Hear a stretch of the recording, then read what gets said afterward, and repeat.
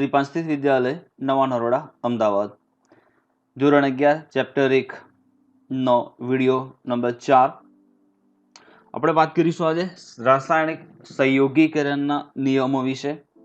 4 રાસાયણિક સંયોગીકરણના જે નિયમો છે આમાંથી પહેલો નિયમ દ્રવ્ય સંચયનો નિયમ એકદમ સરળ અને સિમ્પલ છે।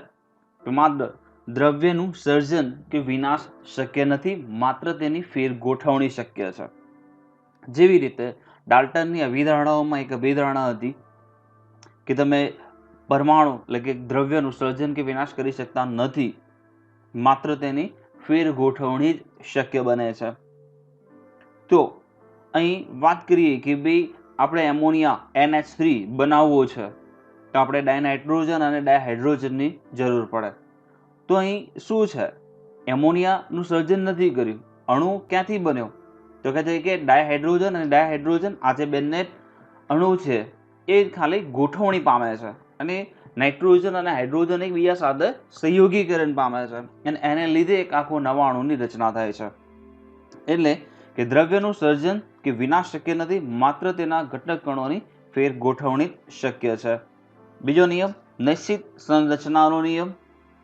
કોઈ પણ સંયોજનોમાં રહેલા તત્વોના દળનું પ્રમાણ નિશ્ચિત હોય છે। કોઈ પણ સંયોજનોમાં રહેલા તત્વોના દળનું પ્રમાણ હંમેશા નિશ્ચિત હોય છે। જો કે આની ચર્ચા આપણે આગળના વિડીયોમાં કરી ગયેલા છે, તો થોડી ઘણી માહિતી મેળવી આપણે આગળ વધીશું।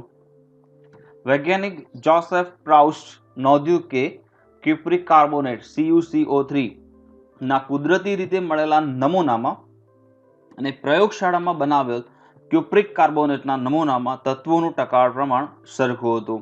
અહીં કોષ્ટકની અંદર તમે જોઈ શકો છો કુદરતી ક્યુપ્રિક કાર્બોનેટ અને સંશ્લેષિત એટલે કે પ્રયોગશાળામાં તૈયાર કરેલ ક્યુપ્રિક કાર્બોનેટ બંનેની અંદર તમે જુઓ તો કોપર, કાર્બન અને ઓક્સિજન આ ત્રણેયનું ટકાવારી પ્રમાણ એ ચાહે કુદરતી રીતે હોય કે સંશ્લેષિત રીતે હોય, ટકાવારી પ્રમાણ હંમેશા સમાન રહે છે।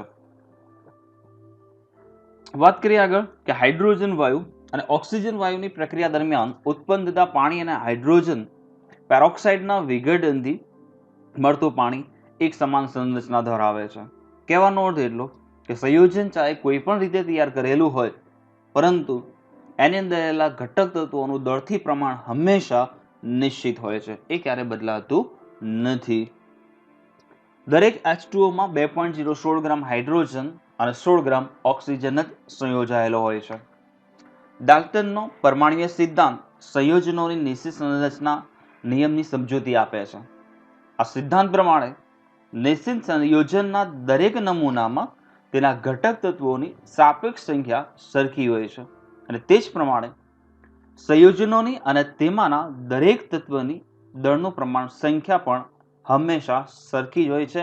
જેમ કે H2 + 1/2 O2 gives H2O અને H2O2 આનું વિઘટન થઈ H2O અને O2 બને છે।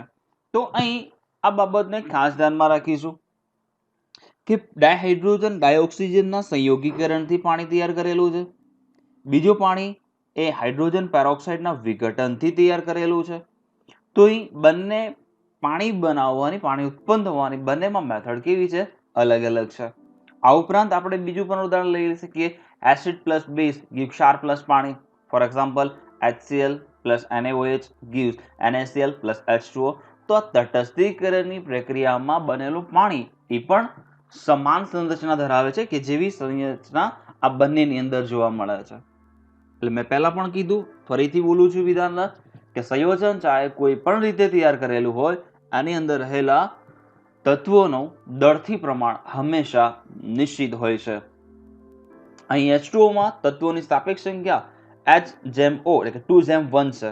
બે પરમાણુ હાઇડ્રોજન અને એક પરમાણુ ઓક્સિજનનો છે। અને દળના પ્રમાણની સાપેક્ષ વાત કરીએ તો હાઇડ્રોજન 2 ગ્રામ, ઓક્સિજન 16 ગ્રામ, એટલે આનું પ્રમાણ H2 ટોટલ 18 ગ્રામ નિશ્ચિત મળે। એટલે પાણી કોઈ પણ રીતે તૈયાર કરેલું હોય એનું આણ્વિય દળ હંમેશા 18 ગ્રામ જ મળે છે। હવે વાત કરીએ ગુણક પ્રમાણનો નિયમ। વૈજ્ઞાનિક ડાલ્ટને આ સિદ્ધાંત આપ્યો હતો। વિધાન શું છે, જો બે તત્વો સંયોજિત થઈ એકથી વધુ સંયોજનો બનાવતા હોય તો એક તત્વના નિશ્ચિત દર સાથે સંયોજિત થતા બીજા તત્વના વિવિધ દળનું પ્રમાણ સાદી નાની પૂર્ણાંક સંખ્યાથી દર્શાવી શકાય છે. વિધાને ફરી એક વખત જોઈએ. જો બે તત્વો સંયોજિત થઈ એકથી વધુ સંયોજનો બનાવતા હોય તો કોઈ એક તત્વના નિશ્ચિત દળ સાથે સંયોજિત થનારા બીજા તત્વના દળને તમે સાદી નાની પૂર્ણાંક સંખ્યા વડે આપણે દર્શાવી શકીએ છીએ. જોઈએ જેમ કે હાઇડ્રોજન અને ઓક્સિજન એમ બે તત્વો સંયોજિત થતા તેમાંથી પાણી H2O અને હાઇડ્રોજન પેરોક્સાઇડ H2O2 બને છે. તત્વો બે જ છે, હાઇડ્રોજન અને ઓક્સિજન, પરંતુ એકથી વધુ સંયોજન બનાવ્યું છે. એક છે H2O, બીજું છે H2O2 હાઇડ્રોજન પેરોક્સાઇડ. તો અહીં H2O અને H2O2 માં 2 ગ્રામ હાઇડ્રોજન સાથે જોડાનારા ઓક્સિજનના દળ અનુક્રમે 16 ગ્રામ અને 32 ગ્રામ છે.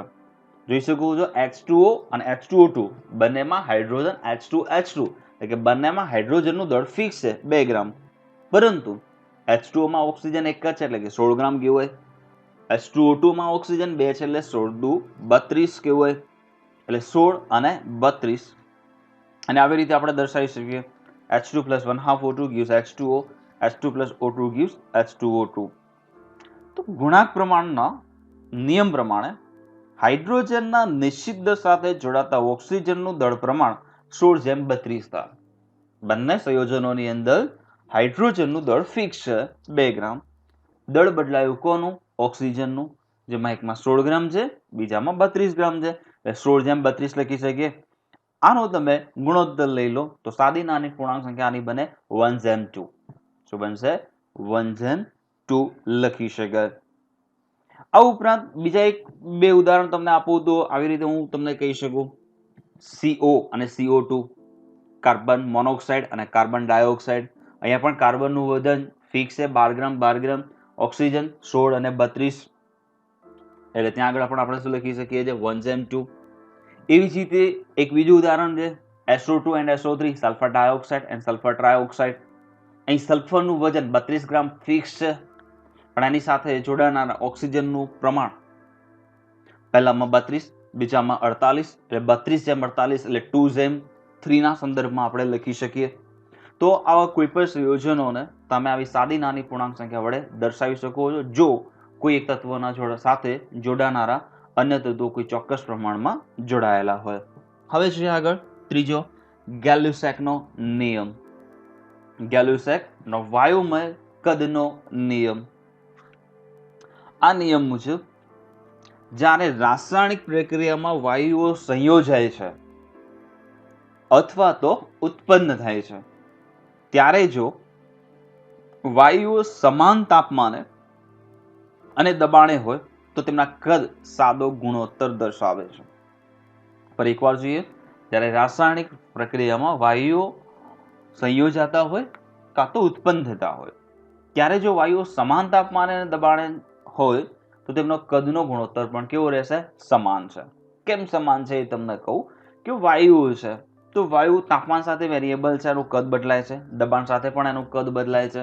તો અહીં આપણે એનું તાપમાન અચળ કરી દીધું છે, દબાણ અચળ કરી દીધું છે, તો કદમાં કોઈ ફેરફાર થવાનો નથી.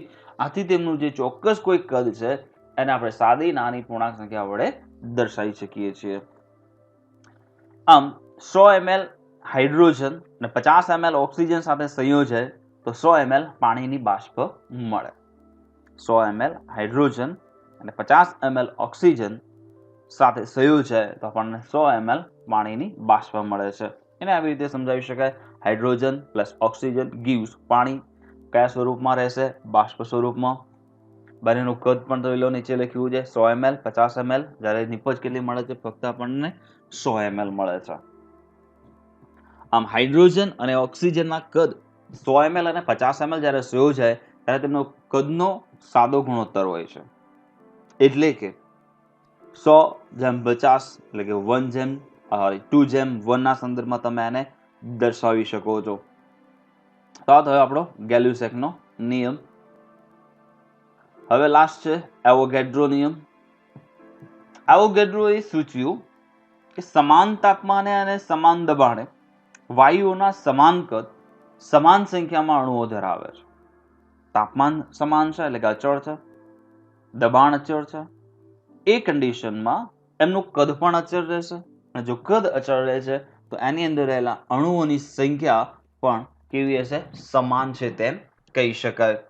એટલે સમાન તાપમાને અને દબાણે વાયુઓના સમાન કદ સમાન સંખ્યામાં અણુઓ ધરાવે છે. હવે વાત કરીશું આપણે પરમાણ્વીય દળ. પરમાણુનું દળ કેવી રીતે ગણવું અને શું હોય છે એની ચર્ચા કરીએ. તો ડાલ્ટનના પરમાણ્વીય સિદ્ધાંત પ્રમાણે દરેક તત્વના પરમાણુઓને નિશ્ચિત દળ હોય છે, જેને પરમાણ્વીય દળ કહે છે, જેને આપણે એટોમિક માસ કહીએ છીએ. ડાલ્ટનના પરમાણ્વીય સિદ્ધાંત પ્રમાણે દરેક તત્વના પરમાણુઓને નિશ્ચિત દળ હોય છે, અને જે તે તત્વના નિશ્ચિત દળને તેનો પરમાણ્વીય દળ કહેવાય. પરમાણ્વીય દળ દરેક તત્વના પરમાણુની આગવી લાક્ષણિકતા છે. એ પણ આપણે ડાલ્ટનની અભિધારણામાં જોયું હતું કે દરેક તત્વને પોતાનું ચોક્કસ દળ હોય છે અને તે અન્ય તત્વથી અલગ હોય છે.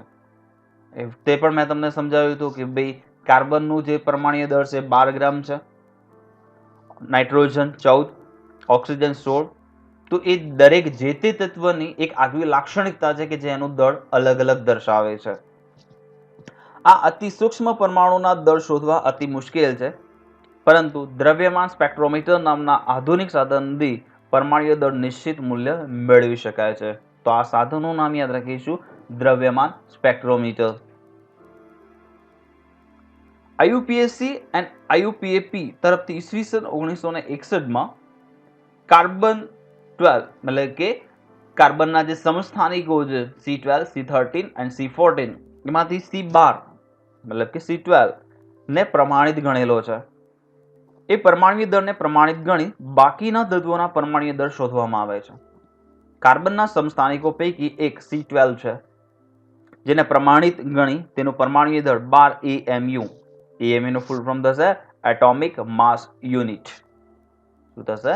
એટોમિક માસ યુનિટ સ્વીકારવામાં આવ્યો. તે પરથી બીજા તત્વના પરમાણ્વીય દળ શોધી શકાય છે. જેમ કે હાઇડ્રોજનનું પરમાણ્વીય દળ શોધવું હોય તો તે C12 ના દળ કરતા 1/12 ગણું થાય છે. કેટલા ભાગનું થશે? 1/12 ભાગ. પરમાણ્વીય દળ એકમને હાલમાં યુનિફાઈડ માસ તરીકે ગણી તેને યુ સંજ્ઞા પણ આપેલી છે. એટલે કે 1 AMU is equal to 1.66056 into 10⁻⁻24 ગ્રામ. હાઇડ્રોજનના એક પરમાણુનું દળ 1.66056 into 10⁻⁻24 ગ્રામ થાય, જેને આપણે એક AMU તરીકે ઓળખીએ છીએ. તો હાઇડ્રોજનનું પરમાણ્વીય દળ 1.6736 into 10⁻⁻24 ગ્રામ upon 1.66056 into 10⁻⁻24 ગ્રામ. એની એક્ઝેક્ટ વેલ્યુ આપણને મળે 1.0078 અપ્રોક્સિમેટ 1.008 યુનિટ, જેને વ્યવહારમાં આપણે એક તરીકે જ ગણીએ છીએ, પણ એક્ઝેક્ટ એની વેલ્યુ થશે 1.008 યુનિટ. આ જ પ્રમાણે ઓક્સિજનનું પરમાણ્વીય દળ મળે છે 15.995 15.995 યુનિટ, જેને એપ્રોક્સિમેટ આપણે 16 યુનિટ એટલે કે 16 યુનિટ તરીકે દાખલાઓની ગણતરીમાં લઈએ છીએ. હવે વાત કરીશું આણ્વીય દળ શોધવાનું. પરમાણ્વીય દળ પરથી આણ્વીય દળ શોધી શકાય છે. તો આણ્વીય દળ શોધવા માટે આપણે તત્વોનો પરમાણ્વીય ક્રમાંક, એની સંજ્ઞા તથા તેનું આણ્વીય દળ શોધવા માટેનો પરમાણ્વીય દળ આપણને ખ્યાલ આવવો જોઈએ. અણુમાં રહેલા પરમાણુઓના પરમાણ્વીય દળનો ઉપયોગ કરી આણ્વીય દળ શોધવામાં આવે છે. અણુમાં રહેલા પરમાણુઓના પરમાણ્વીય દળનો ઉપયોગ કરી આણ્વીય દળ શોધવામાં આવે છે. અણુનું આણ્વીય સૂત્ર જાણતા હોઈએ તો તેમાં રહેલા પરમાણુઓની સંખ્યાને તે પરમાણુઓના પરમાણ્વીય દળ વડે ગુણી તેમનો સરવાળો કરતા આણ્વીય દળ મેળવી શકાય છે. તો મિત્રો ખાસ અહીંયા ધ્યાન રાખીશું, આણ્વીય દળ શોધતા પહેલા આણ્વીય સૂત્ર આવડવું અગત્યનું છે. જો આણ્વીય સૂત્ર હશે તો જ આપણે એનો આણ્વીય દળ મેળવી શકીશું. દાખલા તરીકે પાણીનું એટલે કે H2O નું આણ્વીય દળ આપણે શોધવું છે. તો કોઈ આપણને એમ કે પાણીનું આણ્વીય દળ શોધવું છે તો આપણી જોડે મગજમાં પહેલા પાણી એટલે કે એનું રાસાયણિક સૂત્ર, જેને આપણે અણુસૂત્ર કહીએ છીએ, એ આપણા મગજમાં ક્લિયર થવું જોઈએ. એટલે પાણીનું અણુસૂત્ર થાય H2O. હવે H2O નું આણ્વીય દળ શોધવા માટે તો હાઇડ્રોજન પરમાણુ કેટલા છે? 2. એટલે 2 ગુણ્યા હાઇડ્રોજનનું પરમાણ્વીય દળ પ્લસ ઓક્સિજન કેટલા છે? 1 જ છે, એટલે 1 ઓક્સિજનનું પરમાણ્વીય દળ. તો આપણને ખબર છે હાઇડ્રોજનનું પરમાણ્વીય દળ 1.008 યુનિટ, એટલે કે એને પણ એની સંખ્યા 2 છે એટલે આપણે 2 વડે મલ્ટીપલ કરવા પડશે. 2 પ્લસ ઓક્સિજન 1 જ છે અને 1 ઓક્સિજનનું પરમાણ્વીય દળ થાય 16, એટલે 2 ગુણ્યા 1.008 યુનિટ પ્લસ 1 ગુણ્યા 16 યુનિટ બરાબર સરવાળો થશે 18.016 યુનિટ, જેને એક્ઝેક્ટ વેલ્યુ આપણે 18 યુનિટ, તો 18 ગ્રામ પ્રતિ મોલ એના સંદર્ભમાં આપણે રજૂઆત આપીએ છીએ. એ જ રીતે છે સુક્રોઝ, જેને મોલાસીસ અથવા ખાંડ પણ કહેવાય છે. C12H22O11 એનું અણુસૂત્ર છે. નો આણ્વીય દળ આપણે શોધવું છે. તો અહીં કાર્બન કેટલા છે? 12, તો 12 ગુણ્યા કાર્બનનું પરમાણ્વીય દળ. હાઇડ્રોજન કેટલા છે? 22, તો 22 કૌંસમાં હાઇડ્રોજનનું પરમાણ્વીય દળ પ્લસ ઓક્સિજન 11 છે, તો 11 કૌંસમાં ઓક્સિજનનું પરમાણ્વીય દળ. તો આપણને પરમાણ્વીય દળ ખાસ આવડવું જોઈએ કે કાર્બનનું પરમાણ્વીય દળ 12 છે અને એની સંખ્યા 12 છે, એટલે 12 ગુણ્યા 12 પ્લસ 22 ગુણ્યા હાઇડ્રોજનનું પરમાણ્વીય દળ 1 છે પ્લસ 11 ગુણ્યા ઓક્સિજનનું પરમાણ્વીય દળ 16 છે, એટલે 12 ગુણ્યા 12 144, 22 ગુણ્યા 1 22, 11 ગુણ્યા 16 176 બરાબર 342 યુનિટ.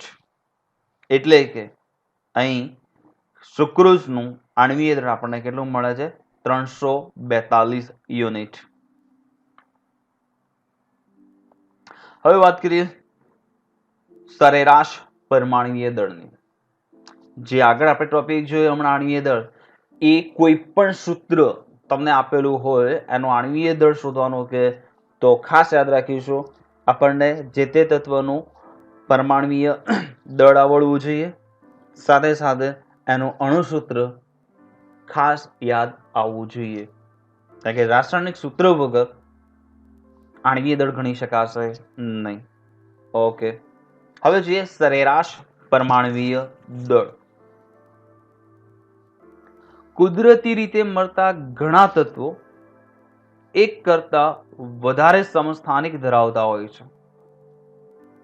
જ્યારે આપણે આ સમસ્થાનિકોનું અસ્તિત્વ અને તેમની પ્રચુરતા એટલે કે એને ટકાવારી પ્રમાણમાં ધ્યાનમાં લઈએ તો તેના પરથી તત્વનું સરેરાશ પરમાણ્વીય દળ ગણી શકાય. તો અહીં સમસ્થાનિક શું છે? તો સમસ્થાનિક એવા ઘટકો છે કે જેમના પરમાણ્વીય ક્રમાંક સમાન છે પરંતુ પરમાણ્વીય દળ અલગ અલગ છે. પરમાણ્વીય ક્રમાંક સમાન છે પરંતુ પરમાણ્વીય દળ અલગ અલગ હોય એમને એકબીજાના સમસ્થાનિકો કહેવાય. ઉદાહરણ તરીકે લઈએ તો કાર્બન 3 સમસ્થાનિકો ધરાવે છે. તેમના દળ અને તેમની સાપેક્ષ પ્રચુરતા તે દરેકની સામે નીચેના કોષ્ટકમાં દર્શાવેલી છે. તો અહીં જોઈ શકો છો કાર્બનના 3 સમસ્થાનિક C12, C13 and C14. કાર્બનનો પરમાણુ ક્રમાંક ફિક્સ છે 6, 6 અને 6, પણ શું બદલાઈ ગયું? પરમાણ્વીય દળ બદલાઈ ગયો, દળ ક્રમાંક બદલાઈ ગયો. અને જ્યારે દળ ક્રમાંક બદલાય છે તો એને આપણે એના એકબીજાના સમસ્થાનિક તરીકે ઓળખીશું.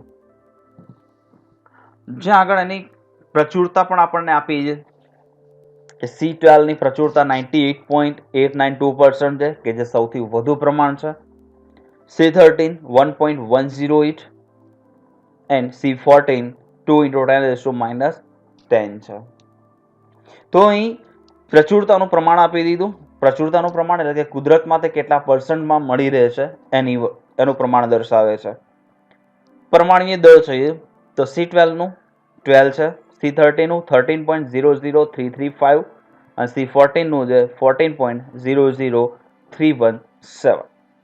હવે આનું આપણે સરેરાશ પરમાણ્વીય દળ શોધવું છે. તો આનું સરેરાશ પરમાણ્વીય દળ કઈ રીતે શોધી શકાય? તો નીચે કેલ્ક્યુલેશન મૂકી છે, પણ કેલ્ક્યુલેશનમાં ધ્યાન રાખ્યું છે કે અહીં જે સાપેક્ષ પ્રવૃત્તિ ટકાવાળ પ્રમાણમાં આપેલી છે એ ટકાવાળ પ્રમાણને દૂર કરેલું છે મેં.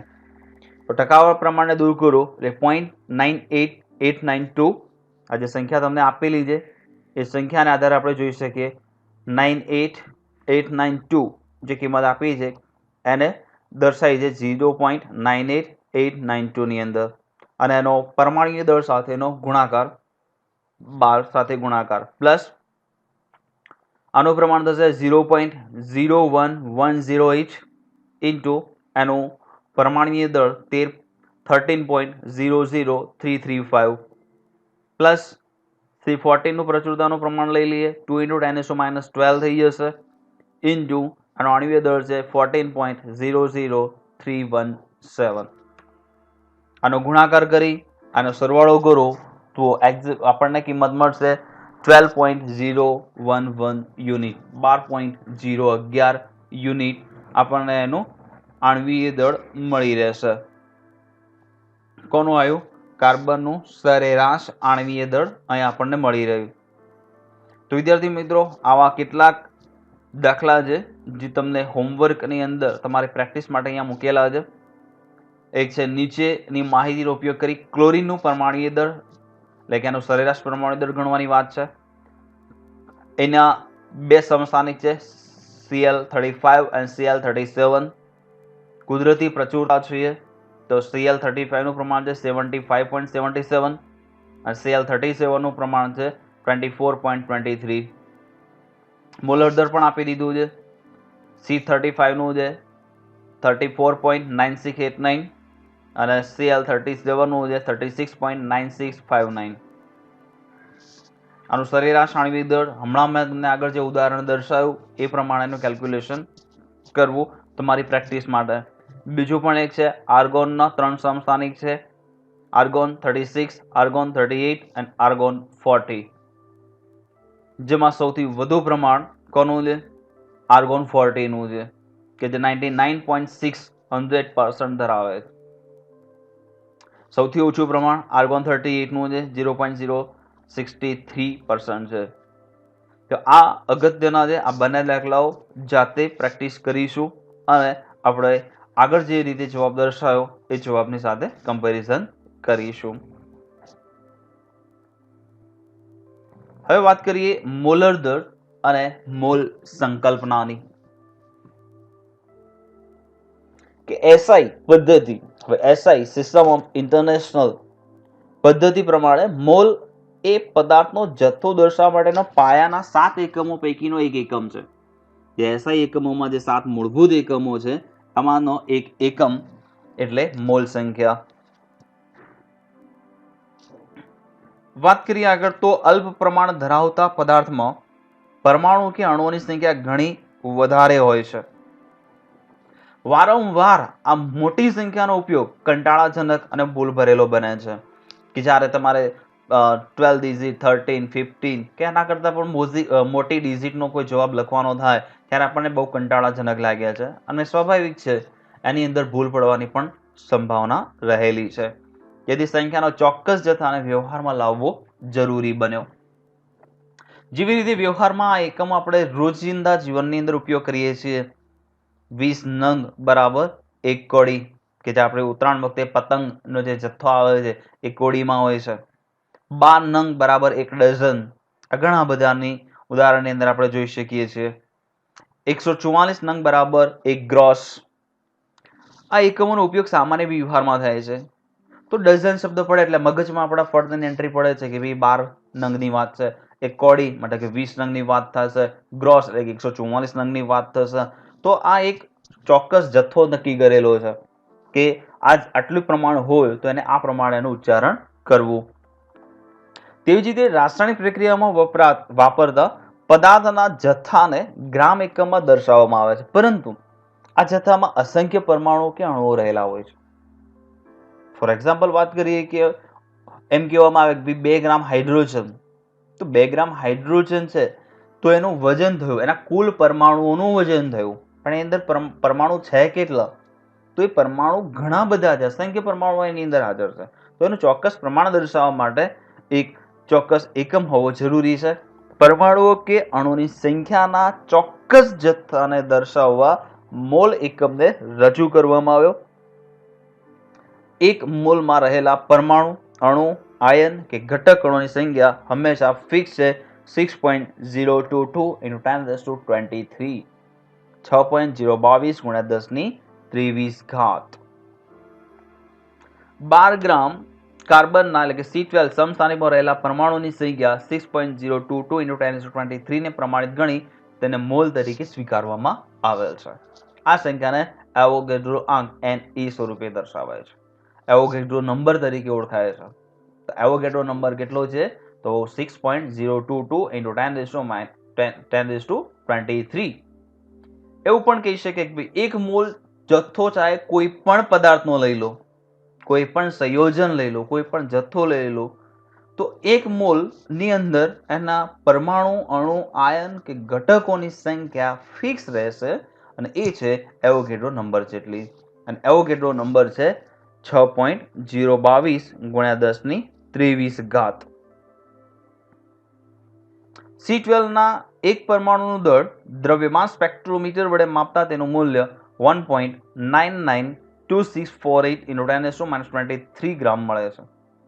એવોગેડ્રો આંકને 10ના ગુણકમાં લીધા વિના આ સંખ્યાને તેના શૂન્ય સહિત દર્શાવતા તેની વિશાળતાનો આપણને ખ્યાલ આવી શકે કે જો આપણે એ સંખ્યાને નથી દર્શાવતા તો 6.022136700000000 આવા ઘણા બધા ઘટક કણો ભેગા મળી કોઈ એક નિશ્ચિત પદાર્થને એક મોલ બનાવે છે.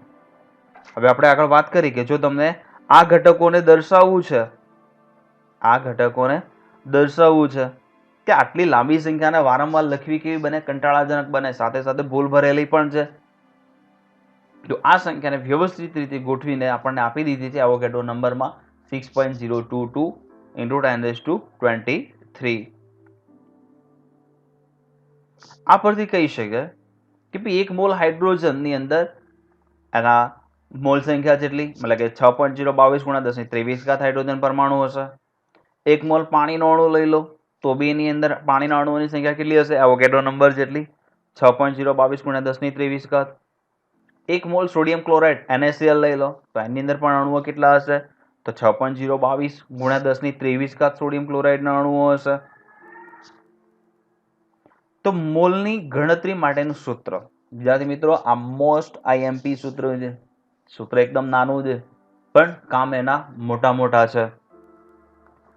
મોલ બરાબર પરમાણુ કે અણુનું દળ ગ્રામ એકમમાં ભાગ્યા પરમાણુય દળ કે આણ્વીય દળ ગ્રામ × મોલ ઇન્વર્સ એકમમાં. સાદી ભાષામાં કહીએ તો મોલ બરાબર વજન ભાગ્યા આણ્વીય દળ અથવા તો દળ ભાગ્યા આણ્વીય દળ. અને એક મોલ એટલે 6.022 × 1023 કણોના ભારને એક મોલર ભાર કહેવાય છે. 6.022 × 1023 કણોનું જે વજન છે એને એક મોલ તરીકે ઓળખીશું. એટલે મોલ બરાબર દળ ભાગ્યા આણ્વીય દળ અથવા પરમાણ્વીય દળ. જો કોઈ અણુ છે તો આણ્વીય દળ, પરમાણુ છે તો પરમાણ્વીય દળ. ઉદાહરણ તરીકે 100 ગ્રામ કાર્બન ડાયોક્સાઇડ એટલે કે CO2 કાર્બનના કેટલા મોલ હશે તેમાં રહેલા કાર્બન અને ઓક્સિજનના પરમાણુની સંખ્યા ગણો.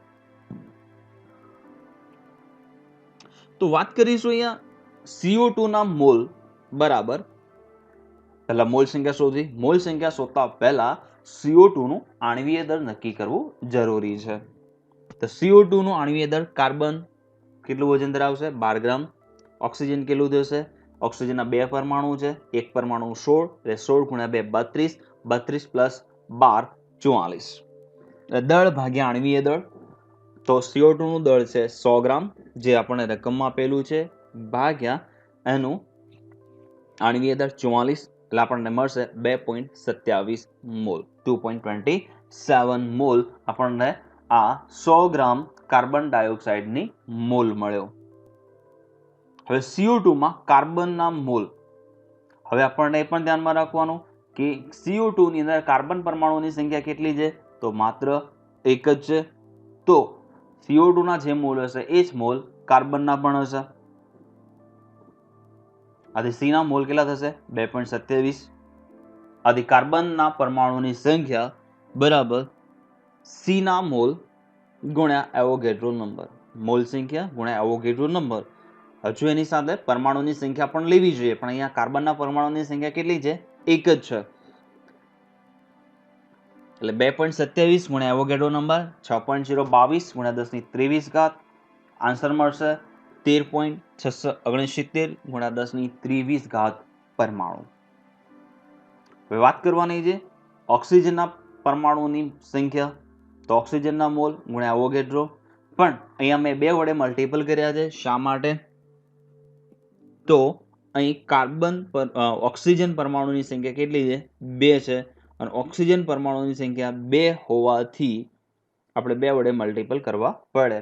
ફોર એક્ઝામ્પલ એવું પણ તમને કીધું કે અહીંયા જેટલા પણ પરમાણુ હોય, તમને જે અણુસૂત્ર આપેલું છે એની અંદર જે પરમાણુના સંખ્યા શોધવી છે, તો એની સંખ્યા આની મોલ સંખ્યા ગુણ્યા એવોગેડ્રો નંબરનો મલ્ટીપલ કરવાનો, તો 27.339 ગુણ્યા 1023 પરમાણુ આપણને અહીંયા મળશે. આ કેટલું હોમવર્ક તમારા માટે ઘરેથી જાતે પ્રયત્ન કરીશું. 49 ગ્રામ H2SO4 માં મોલ અણુ, દરેક પરમાણુની સંખ્યા અને કુલ પરમાણુની સંખ્યા શોધવી. બીજો 90 ગ્રામ યુરિયા, અણુસૂત્ર મેં લખેલું છે NH2CONH2 ના મોલ અણુ, દરેક પરમાણુની સંખ્યા અને કુલ પરમાણુની સંખ્યા શોધવી. 71 ગ્રામ HCl ના મોલ અણુ, દરેક પરમાણુની સંખ્યા અને કુલ પરમાણુની સંખ્યા શોધવી. આ તમારું આજનું હોમવર્ક રહેશે. Okay, thank you.